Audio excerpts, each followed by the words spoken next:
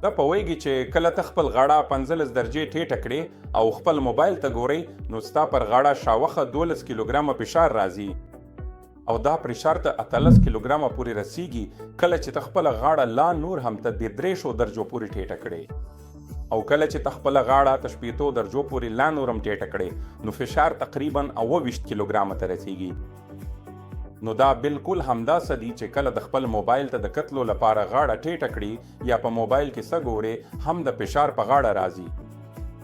سلام، زه ډاکټر هیمنشو تیږي یم د پورټس روغتون ډیلی NCR د ملا او ارتوپیډي څانګې مشر او نن به موږ دا خبرې وکړو چې د موبایل کارل څنګه پر ملا تاثیر کوي.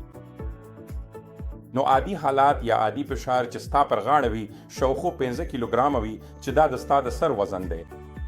کله چې ته غاړه ټیټه کړي نو فشار ډیر زیاتېږي حتی تر 28 یا 30 کیلوګرامه پورې رسیږي کله چې ته غاړه ته 15 درجو پورې ډیر ټیټه کړي. دا کولی شي عامې ستونزې لکه د غاړې درد او سختوالي رامنځته کړي په ځانګړي ډول کله چې ته خپله غاړه او ګیر مودې لپاره د موبایل کتو لپاره مخ ته ټیټه نیولې وي. همداراز په ځینو کسانو کې دا د سرویکوجینیک سردرد لامل هم کیدی شي چې پکې د عضلو سختیدل او سپازم رامنځته کیږي او دا بیا د فشار سردردونه راوپاروي. په اوږدمهاله توګه دا کولی شي د غاړې د ډیسک ستونزې هم رامنځته کړي یعنی دا د ملا د ډیسک فشار یا چټک زرشته لاره هواروي چې دا بیا د عصبي فشار سبب کیږي. ځینې وختونه د عصبي فشار له امله په لاسونو کې ګزګز یا حسی رامنځته کیدی شي. دا ستونزه دومره جدي کیدی شي چې که کمزوري موجوده وي حتی جراحي ته اړتیا پیدا شي.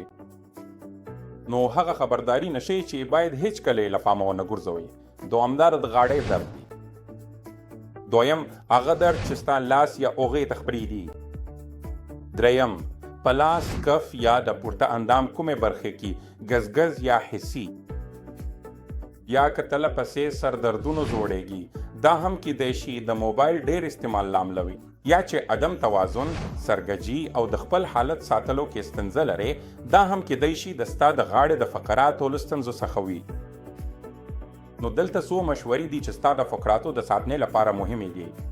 اول، خپل موبایل د سترګو په کچه ونیسه. خپل غاښ کته مکو، خپل موبایل پورته اوله. دویم، د اوږدې مودې لپاره پسې سکرین ته کتل مکو. ته باید خپل لپټاپ یا موبایل ته له 20 دقیقو زیات پسې مه ګورې. ته باید پسې وقفې واخلي. مثلا هر 20 دقیقې وسته له خپل دفتر میز څخه پورته شه، لږ حرکت وکړه، له کړکۍ بهر وګوره، چھت ته وګوره، یو پیاله کافي وڅښه یا داسې څه وکړه چې ستا غاړه سیده او آرامه شي. همداراز ته باید منظم د غاړې د غځولو تمرینونه وکړي.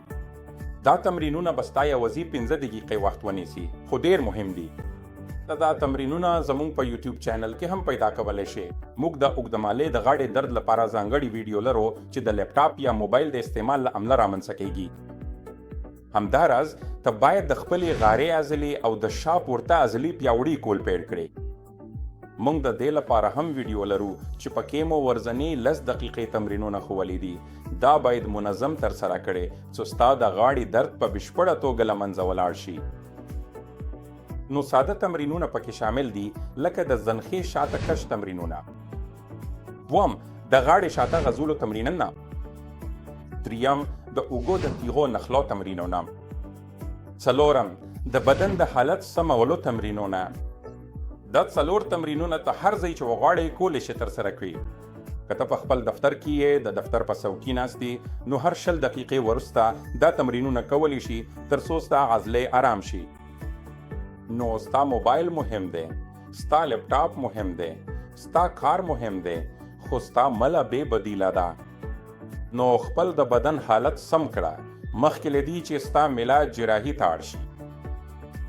نو ستونزه ستا موبایل نه دی، ستونزه ستا د بدن حالت دی. په خپل د بدن حالت کار وکړه او ته به د دې کوچړي وړاندیز نه معجزې وویني. ټولو ته نیکمرغي غواړم.